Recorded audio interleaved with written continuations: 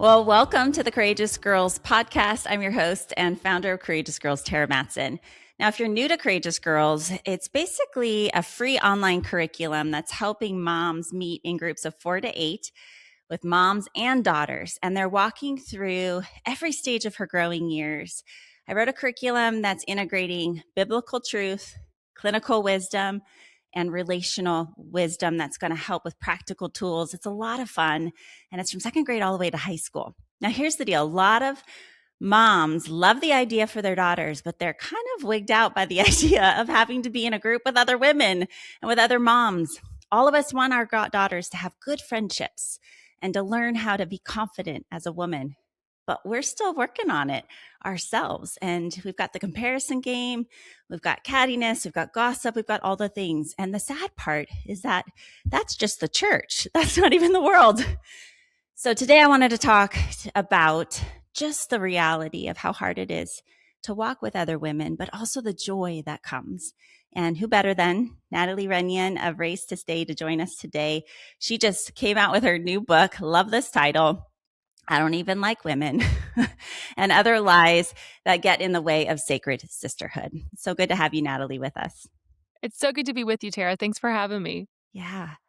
Now, you have some amazing books. They're New York bestseller books. So if you listening want to read some of Natalie's books, Race to Stay and The House That Built Jesus. So this is your third book. You decided to write really about this kind of brokenness within the church and the competitiveness that happens between women. Let's just start with your story with being a woman, working with women, and what led to writing this book, Natalie. I grew up in the church and I was really in worship. The worship world was really where I was for a good 20 years, especially as I got into my older adolescent, college, young adult time, and then into my 20s and 30s. It was really worship. And that's very both male and female heavy. And so I loved working in the church with both my brothers and sisters. I never was a girl's girl. I didn't do sororities. I wasn't like, the girl that was always having my sisters around me. I really enjoyed doing life with my brothers and sisters. And then one year I was about 40 years old. I'm at a very large church and I'm doing my best thing, worship. It's my favorite thing. And I get called in and I'm told, hey, we think you're a great worship leader. But we're going to move you to women's ministry. And I just remember the room like spinning and being like, whoa, wait a minute here. Like, I have never in my life ever uttered the word, I want to be a women's pastor ever. And I remember looking at my boss and saying, like, I don't even like women. Like, where does this come from that you would think this is something that I would want to do? And really what that did is it put me into this 5-year trajectory of serving alongside only women within the church. And while it carried so many challenges and it was so humbling for me personally, it also was this beautiful picture of how God knows what we need even when we don't know we need it. And at 40 years old, I had my life changed and realized that God didn't call me to go pastor those women. He needed those women to pastor me. And Mm. it really sent me on a journey into understanding that God doesn't just like love his daughters, he likes us. And that when we understand that for each other, we really do become this beautiful force to be reckoned with within the church. I love that. It's so true. I actually, you and I both have two daughters, right? And I Yeah. thought I'd be a boy mom. I thought I'd have four boys, and then I had girls, and I was a tomboy growing up, but that's what we called it back then, right? Um, and knew how to throw a football and gut fish, and I was not a shopper. All the things that are stereotypical of females, and so learning how to be in relationship with other women also came later in my life as well, and the gift. And it's funny how God gave us both assignments towards working with women, not knowing that that would be a piece of our story. I'm thinking about the caution that happens for a lot of women. Maybe they don't say it out loud, but they've been hurt. They were wounded in middle school. They were wounded in high school. They're wounded in college. They're wounded at 40 years old in the women's ministry. And we have this baggage that we carry, these ideas of mean girls and gossip and cattiness. So let's just pull those apart a little bit. Let's start with gossip. It's something we talk a lot about in Courageous Girls, and how do we not participate? How do we not be different? But why do you think Christian women struggle with gossip? Where is that coming from? It has to go back to being in college, high school, elementary school, where we just wanted to be part of something. Mm, And gossip is kind of this low hanging fruit, right? If I don't feel included, if I don't feel like I have something of value to bring, all I have to do is tell something that is a big secret or something that feels very secretive and special, and suddenly I'm part of something. yeah, And that sounds so immature, but it happens to us in our 30s, 40s, 50s, 60s. We still want to belong. And I think gossip, especially within the church, can be veiled as prayer request or it can be veiled totally. as concern. And yet it still gives us sort of this like upper hand of I'm finally part of something. And so I really do believe that gossip doesn't start out as I want to hurt somebody else, but Mhm. rather I'm desperate to belong. And this is the easiest way to do that. I love that framework, Natalie, because it's really less about the gossip and just really kind of underneath what's going on inside of me. What's the healthy need I have that maybe I'm Mhm. meeting in an illegitimate way here that's causing harm. So how do we deal with gossip? One, for ourselves, like if we're pulled towards that, then also if we're participating in it, what would you suggest for women? For me personally, I've been in ministry my whole life, and so I've always been guilty of operating in gossip under concern of I want to feel validated, I want to feel supported, I want to feel justified, and so when I'm having these conversations that turn into gossip, they may start out innocent, but they can quickly go into very divisive places. And so the first thing for me has been looking in the mirror and saying, "Lord, search my heart. Mm, Where have I had good intentions, but the enemy has twisted those things into creating division amongst the family of God?" And once I understand that it has to start with me first, then I can repent of that and say, I don't want to be like that. I know I'm going to mm, struggle. It's like Paul. Why do I do the things I don't want to do? And why can't I do the things I want to do? This might be something that I struggle with, not just because I'm a woman, but yeah. because I'm human. And that what are those things that tend to send me into that spiral? Is it insecurity? Is it fear? Is it not feeling good enough? Is it not feeling wanted? And starting there. And really, in my journals, I'll have to go through and repent. Lord, forgive me for the things that I said about that leader or about that friend or that family member out of hurt and anger. And, I'm sure that you, as a therapist, like you say this, like anger is like a secondary emotion, right? Anger is Mhm. always driven by another emotion. And so many times when we gossip out of Mhm. frustration or whatever, there's another emotion driving that. And so I've had to really do the hard work of going through biblical therapy and counseling and asking what is driving me feeling this need to want to be in the know, wanting to have this upper hand. And so it starts with me. And then second, it's accountability and having people in Mhm. my life to stop me and say, "Hey, I think we're going down a bad place here," and not being offended when I'm being held accountable. And finally, saying the buck stops with me. If I'm in a room and I hear it, I'm not going to take it any further. And people are going to know I'm not a good place to gossip around because I'm going to encourage you to go and make it right with the person you're talking about. So, those are three kind of layers of Mhm. how we can allow ourselves to be the end all be all when it comes to that. But it's a journey. It is a literal daily journey for a lot of us to lay this down because it's become so habitual in our lives. Yeah, it's so good. I want to hang here for a little bit because I think it's really important. First step, I don't even know if a lot of us know we're gossiping in the first place. So just even asking the Lord, hey, would you convict me or, help show me? So the search me in Psalm 139. But the other piece that you're speaking to is confidentiality and confidence. I mean, when you're hearing somebody else gossip, your mind goes to like, don't tell them anything because you don't know where it's going to land. Right. And so we really lack trust in each other when we're participating. So if you want to be a woman who's trusted, that would be a motivator for that. Now we all have, oh, you want to say something to that before I take us to our daughters? I do think that in the church, this is specifically very important. Not that it doesn't matter in the workforce, not that it doesn't matter amongst our friends in our neighborhood, but I do believe that if we're going to be sacred spaces or safe spaces for each other, especially in the church, that this gossip conversation is so needed because women are coming in who have been hurt by the world and the church has to look different. And gossip is one of those areas that Yeah. we will lose women so quickly if we are not being those women of integrity and looking different from the world. So I love what you said about that. Like we need to be trustworthy Yeah. women who are not just good friends, but safe sanctuaries for each other. Yeah. And so here's where the confusion is. And it's often a conversation I have with my girls. And we tease this out in the Courageous Girls curriculum over the years, developmentally. In second grade, it looks different than when they're in seventh grade and 12th grade. So the difference between actually needing to process. So some of us are more verbal processors, right? I need to vent out loud to another human being. My journals are filled. I talk to the Lord all the time, but He's made me also needing to verbally process with another person. So, when would you say, or how would you clarify, when is this gossip and when am I actually processing for healing?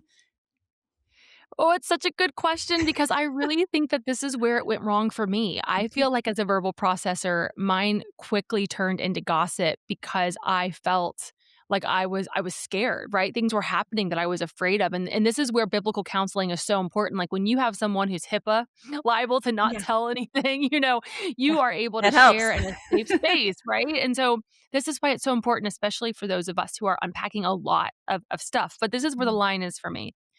If it is dealing with me and what's happening in my life and my ministry and my relationship with the Lord, and I'm dumping and processing, it's not gossip because it's about me. It's my Mm, heart, it's my life, it's my secret to tell, it's my story to tell. The minute that another name gets involved, and it is not to encourage, edify, or uplift, but to pull down, to share a story that's not mine to tell, that's where we've entered into gossip. mm, And it's hard because in prayer circles or small groups, it can look like concern, it can look like a prayer request. But if that person's not there to tell that piece of it, or if they haven't given you permission to, then it can turn into something that it's yeah. not, even if the intention was good at the beginning. So for me, the line is if it's about me, awesome. If it's not, then I need to either get permission to talk about it or I need to not talk about it at all. And then the second thing is from a leadership perspective, I've been taught that you complain up and you encourage down. So if Mm, I'm in a leadership position, I complain up to those who are over me, who have authority over me, who are leading me. That's a safe place to bring concerns, cares, things like that. But anyone who is under my care, who I'm leading, those are the people that I encourage and not complain to. It keeps health in that organization. mm, And that has been a really good road, kind of like a road marker for me. yeah, that's good. I love that. Yeah. And even teaching our daughters, particularly, I mean, how have you taught your daughters to stop, to have this stop? I mean, I literally just had this conversation with my daughter the other day as she was in a circle of her Christian friends and them gossiping, and so us using some really practical tools. How do you handle that if you're in the moment? And then we'll move on because, but gossip is at the center of so much here. It is, and it's interesting how it is, like, especially within the younger Christian communities. I mean, Annabelle does Young Life and Fellowship of Christian Athletes, and so there's a lot of accountability, right? They're Right. holding each other accountable. They're knowing each other's stories about Yeah. boyfriends and relationships, and so what I've been really proud of with this generation is that they are a little quicker to shut it down Mm, once they recognize that that's what it is. And I've heard my daughter actually say over the phone, "Have you spoken to so and so about this yet? Have you talked to them?" Or what I love about them is that they'll actually get in a room and hash it out together with yes. somebody in there. And I'm really proud of them because I don't know if I had the whereabouts to behave that Mm, way when I was in high school and college, but I am seeing that there is a tenderness towards that. And when I've corrected it or I've suggested, have you thought about this? There hasn't been too much pushback because I really do believe they want to be in healthy friendship. And so we're just mm, kind of handling it case by case. If I hear a phone conversation that maybe they didn't know I could hear, I'll kind of stop afterwards and be like, "Hey, can we just talk about what I heard there? And how are you moving forward with this? What could that look like?" mm, And again, not putting my insecurities on my teenage daughter, because let's be real, we can do that from time yes. to time, but really inviting them into thinking critically versus saying, I would do this or don't do that. And I've been amazed at how they quickly self correct and course correct when you start leaning them back towards the word, back towards Mhm. how Jesus would want us to do that with that relationship. I'm really proud of Gen Z, actually. Yeah, that's great. That's really good. So, um, yeah, and I think part of it is tools, but it is interesting how so much money and just part of culture is made on gossip, right? So, if we're in the world but not of the world, it is one of the key standards of how we look different, how women experience us differently. And so we really want to be thoughtful about our gossip.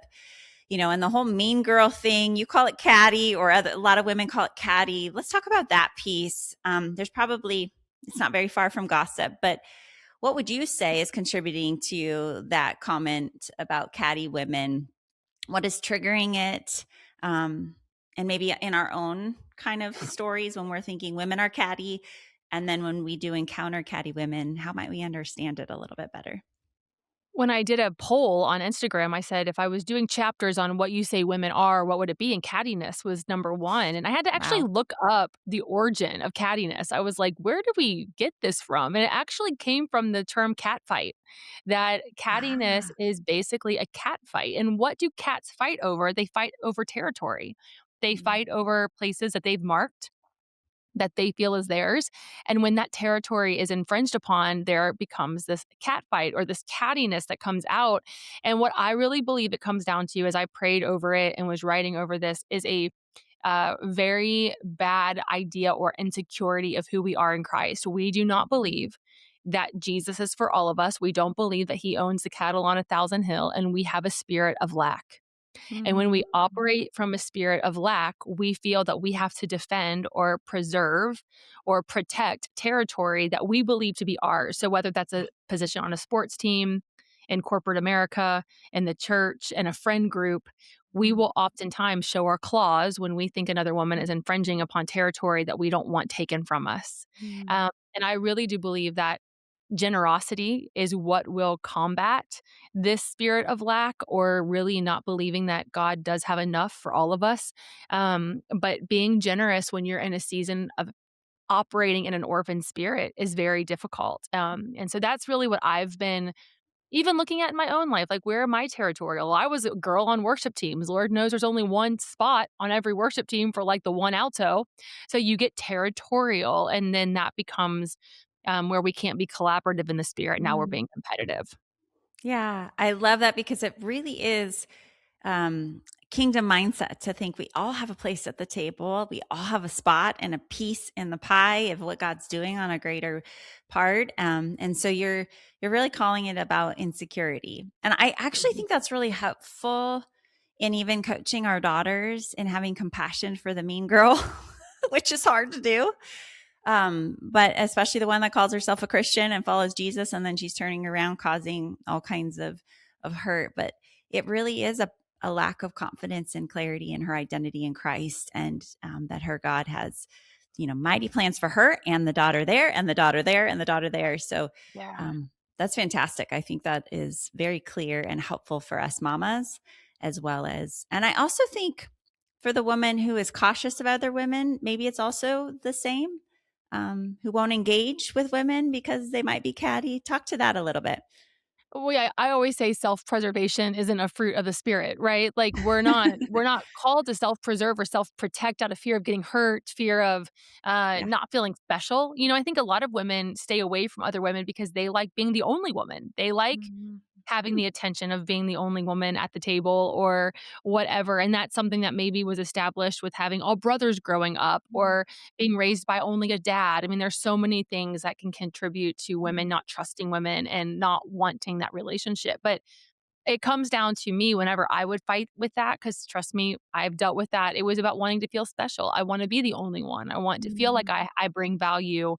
And when there's other women's voices in the room, I felt like I was getting drowned out. So it was easier to Mhm. be the only one than to learn how to be collaborative. And I don't know about you as a mom, and maybe other moms will resonate with this, but I've really had to be careful with telling my daughter that another girl's being mean to her because she's just jealous of her, Yes.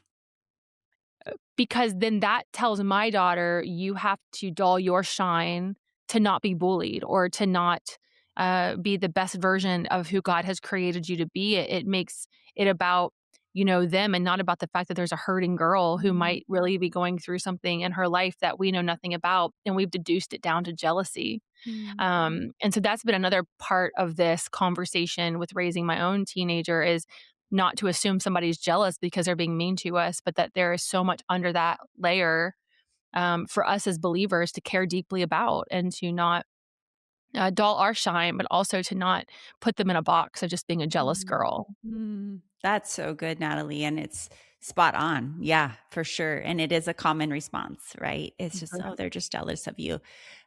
But again, holding what's best in the long haul for our daughters. Something we talk quite a bit about and I'm really passionate about is talking about jealousy because it is God was jealous. So the emotion in and of itself isn't bad or evil. It's what we do with it, right? And so it's such a good assessment emotion to say what's underneath and what needs or longings do I have. If I'm feeling jealous for my friend because she's hanging out with another friend, what might be what might I need in that friendship that I can just speak up about and just to say, hey, I miss hanging out with you, can we have some time together, rather than stewing on that and then creating some drama, right? But jealousy, even if a girl is jealous, to recognize that there's a longing under there, a God-given need, and that jealousy can come out in really funky ways, but it's actually in its design. God's jealous for us and longs for us to have our undivided attention on him. And so it's a good emotion for us to be curious about, that women struggle with a lot. Yeah, and it's not getting easier. I think about social media and how we can peer now into homes of people that we Oh would have yeah. never known what their house looked like. We would have never known what their marriage was like or their child was like had we not had a personal relationship with them. And it's hard to be jealous of someone you love. Mm, It is hard to be jealous of someone who you know more of their story than just what their living room looks mm, like or their mm, perfect marriage from whatever Instagram is showing you. Because if you know that there's struggle, like everybody wants to be Cinderella after she meets the fairy godmother, but nobody wants to be Cinderella when she's locked in her tower. And we have friends we're jealous of who have lived tower seasons that we know nothing about. exactly. Um, and so I think this jealousy thing, it can be used as one of two ways, either to be unsatisfied with what God has given us and to Mm, tell him, I could have done a better job, which is a dangerous position to get yourself into because it just creates discontentment and mm, sorrow. mm, Or to use it to say, wow, Lord, what have you placed inside of me that I've not stewarded well yet? And how can I turn that jealousy into a fire in my bones to say, like, it's not about getting what they have, but being so content with the life you've given me that mm, people are jealous to know you as a result of the favor that's on my life so that when they peer into my Instagram account, they're not seeing everything I have, but they're seeing how good you've been mm, to me. And so I do think jealousy can be used to really fan something beautiful when we understand empathy towards each other, mm, when we are actually in relationship with other women and we don't allow the enemy to get a foothold on that very pure emotion mm. that the Lord can really use. He can use it all, right? Mhm. Yeah. I think that's such a real piece. And as we're parenting even the next generation of girls, it's 10 times the amount. I mean, I remember the days without peering in. Um, and so the comparison of what was to what is very real in a very different world right now.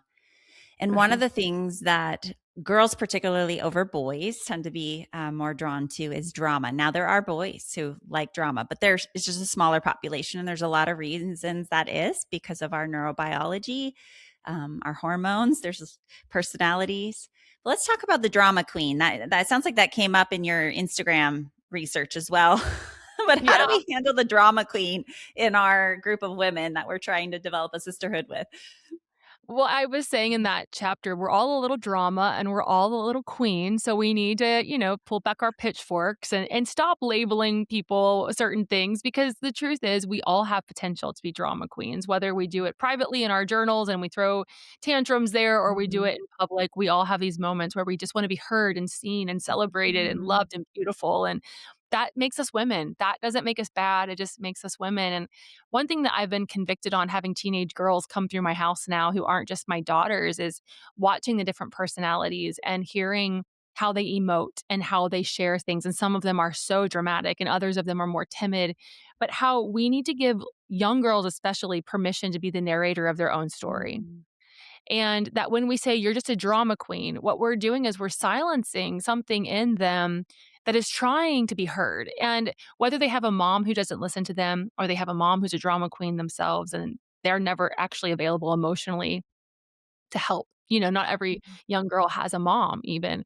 We Mhm. have to realize that every girl, young girl especially, who comes into our life and emotes that it's not a broken piece of them, but rather how God has created them to be. And with a little emotional IQ and with some mentorship and discipleship, these Mm. drama queens can be some of the most incredible communicators and beautiful gifts to the body of Christ as they are discipled into a place of telling their story, and living amongst other women, not with so much disruption, but in who God has created them to be. And then when those drama queens become women who have not sat in spaces where they're being heard and loved, we do see that this kind of immaturity in older women who want attention and all of that. And again, it goes back to not this woman annoys me, but what is happening in this woman's life that is demanding for her to have attention and be heard, and that should break our hearts, um, in some capacity. And if it doesn't, then we ask the Lord, this woman's really difficult for me to communicate with, to be in a room with.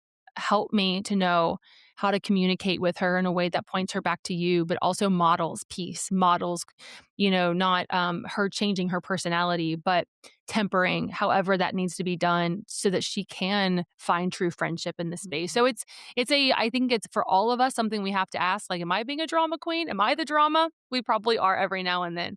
But not to throw the baby out with the bathwater with some of these women that are a little bit more vocal, but to really ask, how can I love them? How can I serve them? How can I be the hands and feet of Jesus to someone who maybe has never been heard a day in their lives? Mm.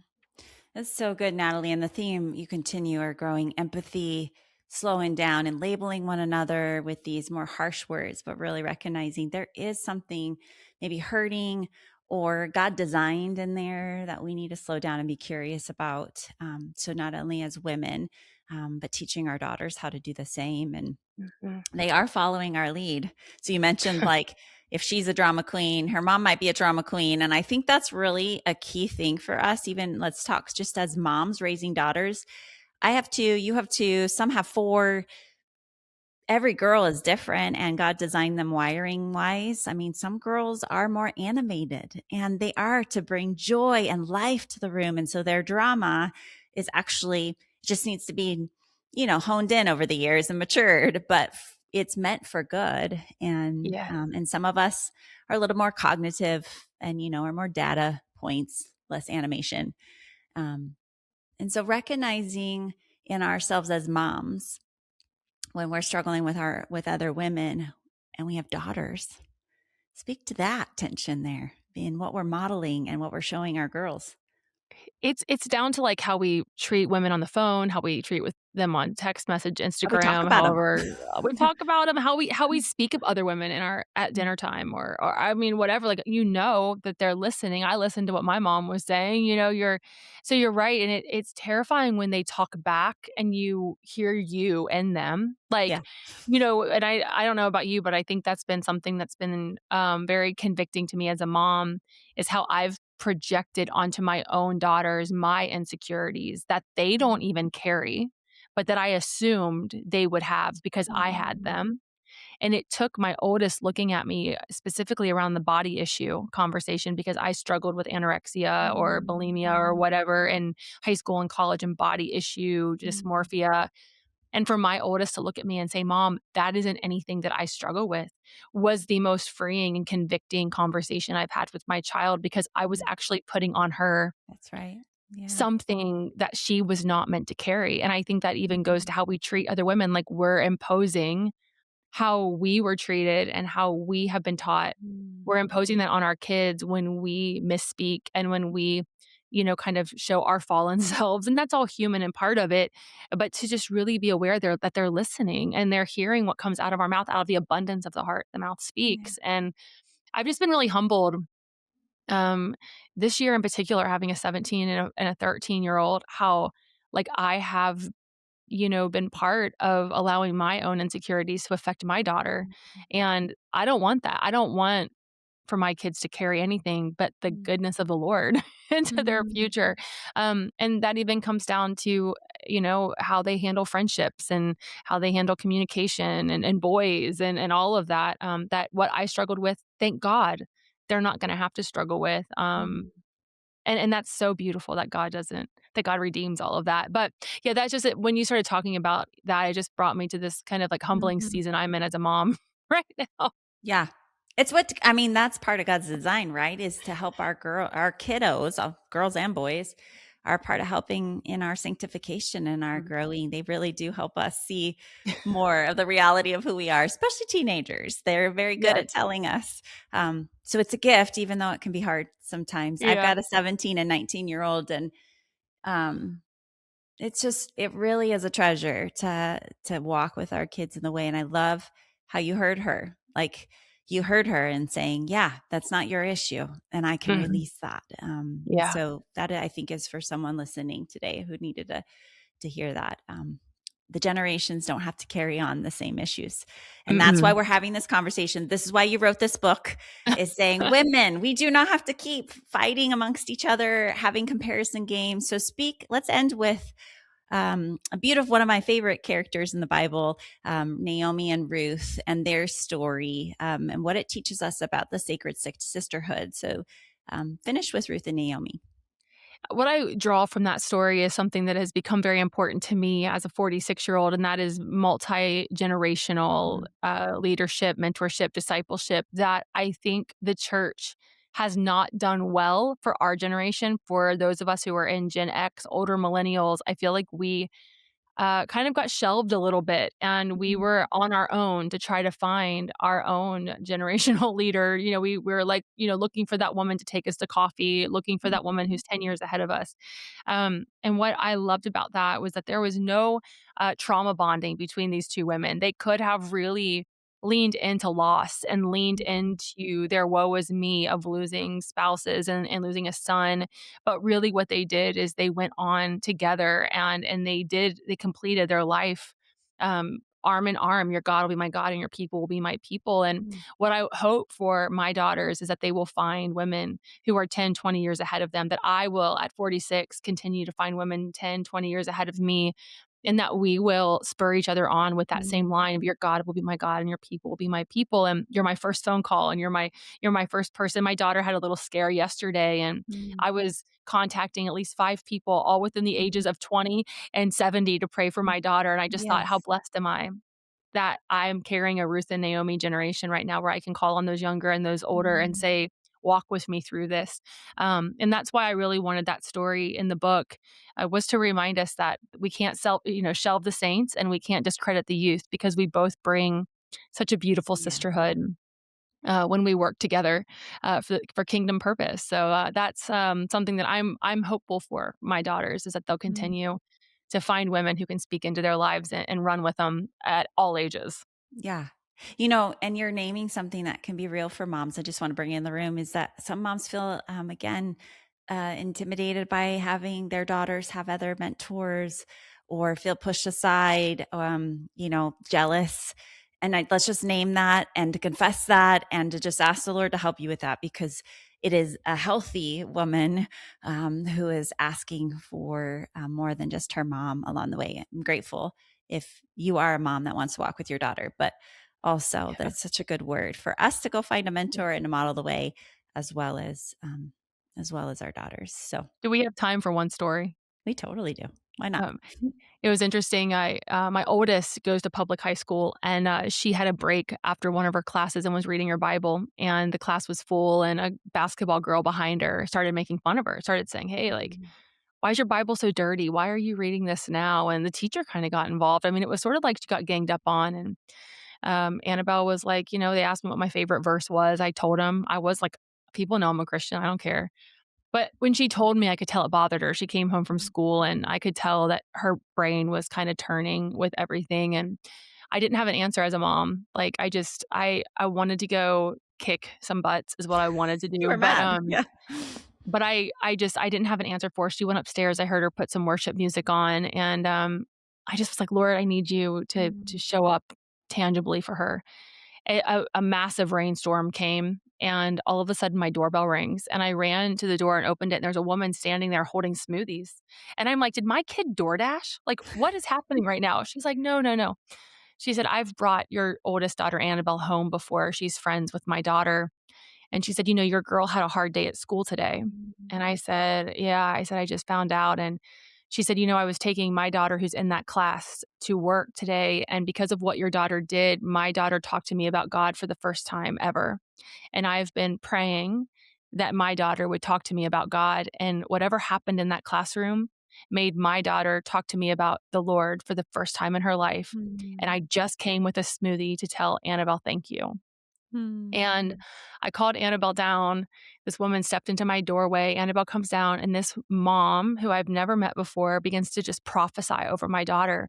You have no Mm. idea what you did in that room today. You have no idea how this has impacted eternity. And she's Mm. crying, and I'm crying, and Annabelle's crying. And Annabelle said, you know what's crazy? If they would have just flipped those pages a few over, they would have seen their names because we've been praying for these girls Mm. since we were freshmen.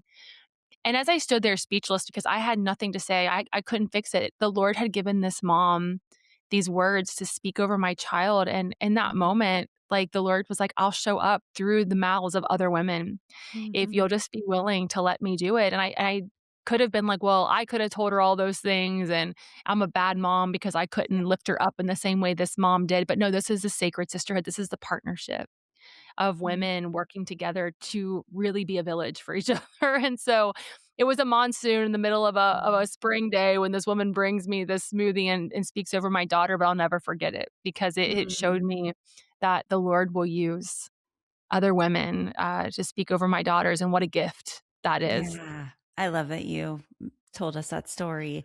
And it tees up why Courageous Girls is so important. And one of the key things is we're not alone. And the sisterhood of the moms that you're meeting with every month. My girls have several moms, mother mentors who have spoken into their life, prayed over them, loved them, and have been a part when I couldn't or didn't have the resource.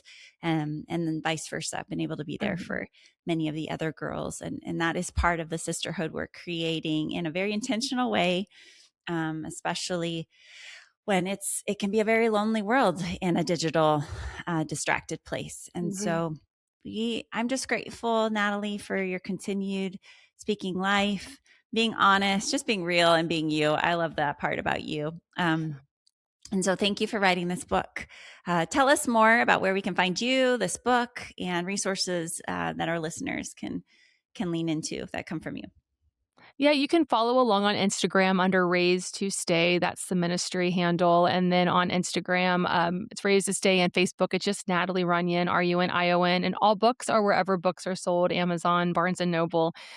Resources that you would need, the devotional just came out as Mhm. well. So, especially if you have a teen going through church hurt or just questioning just their relationship with the church and God's people, hopefully we're opening up some good dialogue in those spaces. Mhm.